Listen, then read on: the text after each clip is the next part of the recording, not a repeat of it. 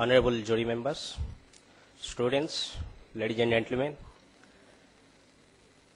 I'm SP Garnaik. I'm working as technical expert under German Technical Cooperation to Government of India. I'm attached to Ministry of Power.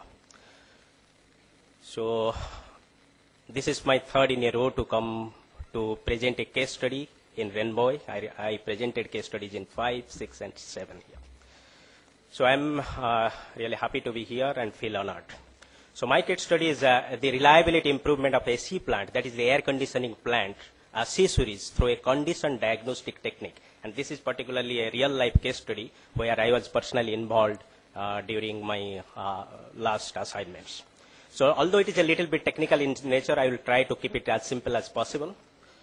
So let us see some of the integrated approach, because it talks about the asset management, the equipment management. If you see the equipment, whether it's a static equipment or rotating equipment, first of all, this thing is it should be workable condition. Workable condition means it should not fail at all. It should be available at any point of time. That's the availability. So it should not break down. So that means I have to keep the machine health as well as possible. So that is nothing but the machinery health management, that concept. But if the machine is working, it is not that enough. It should give us the function also, which is intended to. Suppose an example, a pump is designed to give you, say, 5 liters per minute. It should give me 5 liters per minute with all other parameters giving constant.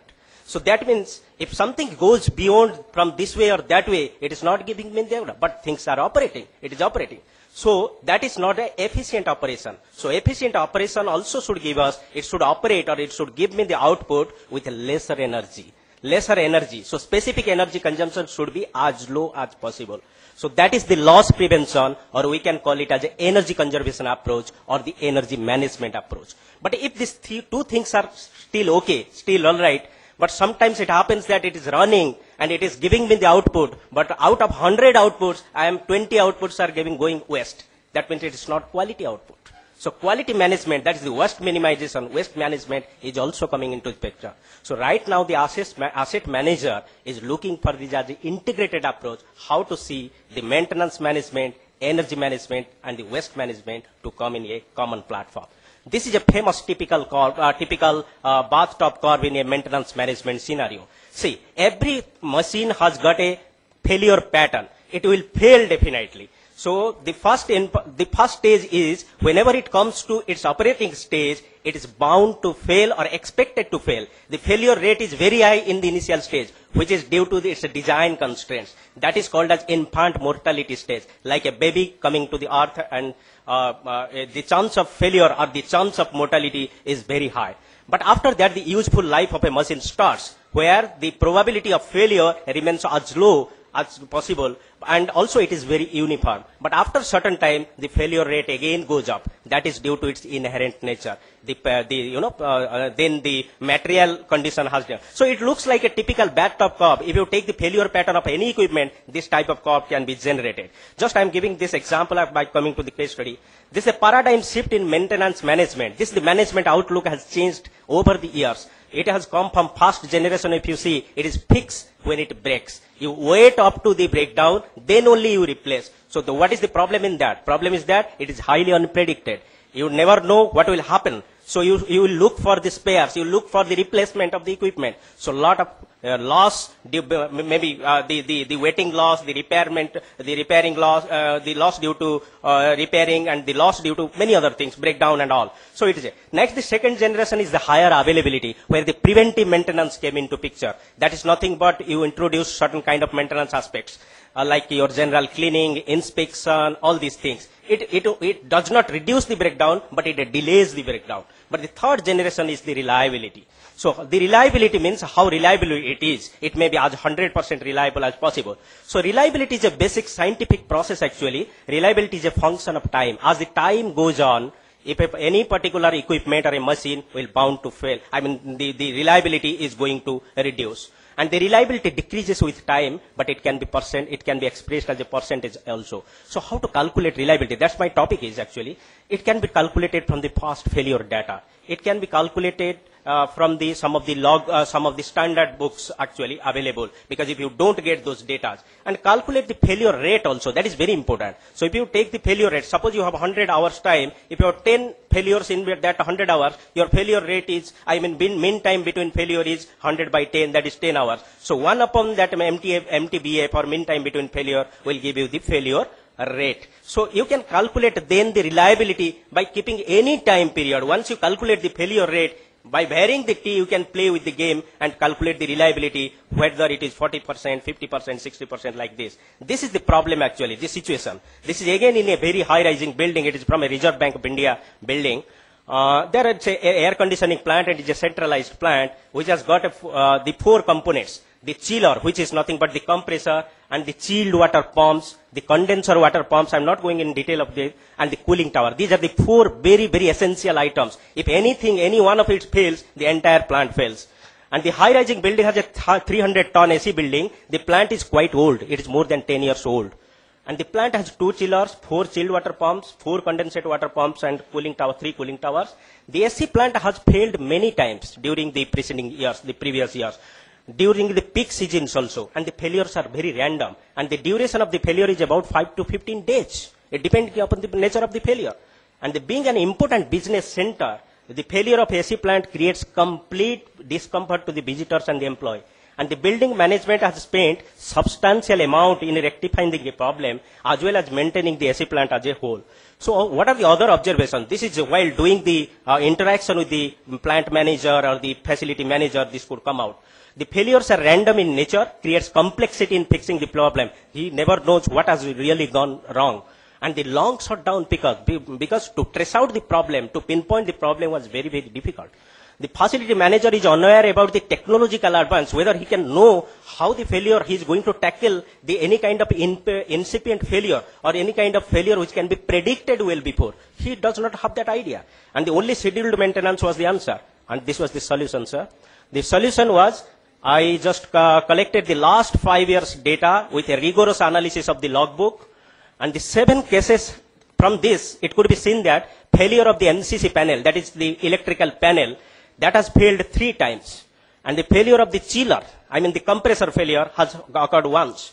Failure of the pumps twice. Failure of the cooling tower once. So 7 failures have resulted complete functional failure. The complete functional failure of the AC plant. So the total run hour of the 5 years, assuming 3,000 hours per year, that is the peak period, 15,000 hours, number of reported failure 7, the MTBF comes about 2,143. So the failure in the reliability of 1 year was calculated, it was calculated about 25%. So what is the region of the fault? That was again analyzed. The region of the fault was, if these are the hot fault zones, the hot spots in the MCC panel was due to overloading, loose contact, and corrosive contact. Once these are happening, the resistive contacts actually are occurring the high temperatures, which is occurring as a hot spots. Burning of the motors, that was another case of the compressor. Multiple of the bearing failure, bearing was also failing in the pumps, which may be due to misalignment or unbalance, and something of the motor burning. So now the technology comes into picture, how to address this solution. Then the condition diagnostic technique. It is nothing but how to diagnose the condition of the equipment online without stopping the equipment, so that I can know what is happening in the equipment and to take the necessary precautionary measures. So this is the PDM approach I suggested. Select the equipment, say the pump, select the parameter to be monitored, what parameter you are going to monitor, select the technique to monitor that parameter again, and then monitor the machine condition. Whatever you have measured, compare with some standards or acceptable value. If it is acceptable, go on monitoring with the frequency. If it is not, then fix the problem. So that's the thing. And these are the problems, different PDM techniques. So we see that vibration can be one of the very, very important technique which can be used. So that is that can give you the unbalance, misalignment, foundation problem, even bearing problem. This is a very highly and very powerful technique.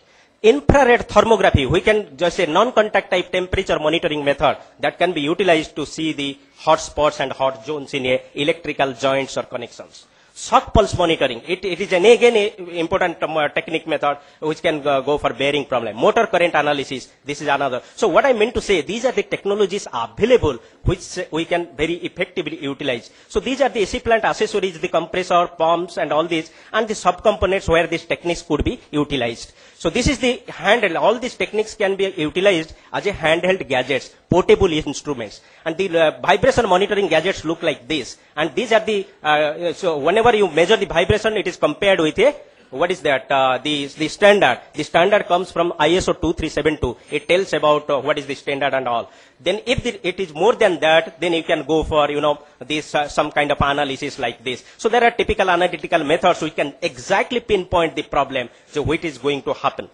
This is the infrared thermography. These are actual figures obtained from that plant, sir. This is the instrument used, infrared thermography monitor. It looks like a videographic camera, and you see the loose contacts. One of the loose contacts or the hot spots occurring, which is in a normal naked eye, you cannot visualize this. And this is it works on the principle of infrared energy, and the surfaces can be scanned in no time. This is another instrument used to know the motor conditions, stator, rotor, insulation condition, and all these things. So these techniques can predict 5 fault zones, and this can be very well utilized and very powerfully analyzed. So what was the result, sir? The result was no reported machine breakdown since the last years. This was adopted twice in a year, this particular thing. And the total adoption, the total period to do all these things was only 1 day. In 1 day, they can do the vibration monitoring, shock pulse monitoring, the infrared thermography, and this, that. And it can be outsourced because a common facility manager cannot do that. So it can be outsourced. And the techniques were adopted twice in a year by getting outside service. That's what I'm telling you. With a total consultancy charge of 30,000 only. And if I saw the total expenditure which has happened due to the unpredicted breakdown, it was about 8.6 lakhs. So although the amount looks like low, but in a building kind of situation, it is quite high. And the saving money without sacrificing the comfort. Now for the young managers who are sitting in the there, so the further studies what I recommend from this, the statistical analysis from the failure data in any real life situation. I have applied only in the AC plant. Can it be applied for electrical power distribution system, like in Delhi, in a metro city, like in Delhi or Mumbai or something, to analyze this thing? In a transport system, the state transport corporations and all, any industries or any other what you think of. So what is this? The thing is that the failure data to be analyzed. And the development of a more realistic model. I have taken a constant failure rate. But if you just go on studying the failure rate in a more proper manner, you can come out with a more realistic model for the reliability analysis. Now thing is that whether the condition diagnostic technique can have any influence on the spare parts management or the materials management. Because the industries keep these spares as a safety stock or a buffer stock, keeping up their constant failure pattern what they observe. But once you adopt this thing, whether this can be utilized or not. So thank you very much. Any questions, sir? Mr. Garnaik, I think it was very well presented. Thank you. However, two issues which are coming to my mind. One is that I was just interested in knowing whose company's AC plant was it? It was from Reserve Bank of India, Bhubaneswar. No, that I'm aware of. But which company's AC plant was it? See, actually, it was from Blue Star, if I remember the chiller, but the other parts are from different. The cooling tower was coming from Paharpur Industries. And that's where my question comes in. See, whenever this kind of things are assembled, there is a certain SOPs which is defined.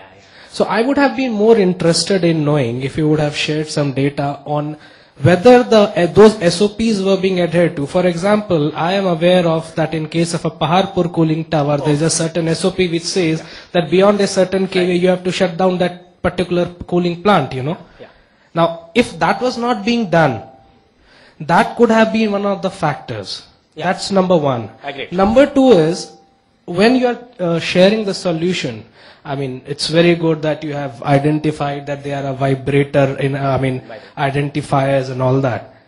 But I would have been much more satisfied if there would have been a proper work process flow to define how all those components could have come and been acted in one go, you know. We all are aware that Combiflam is used जब हमारे sir में दर्द होता है. Yeah, yeah.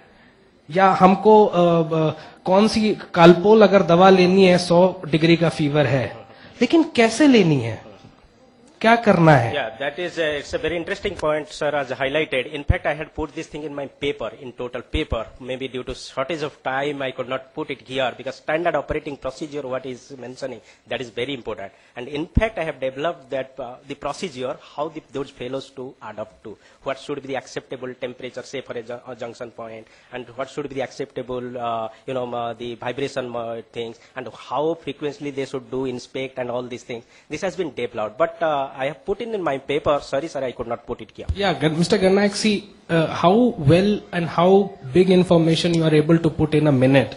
That is what is our learning here. Thank you.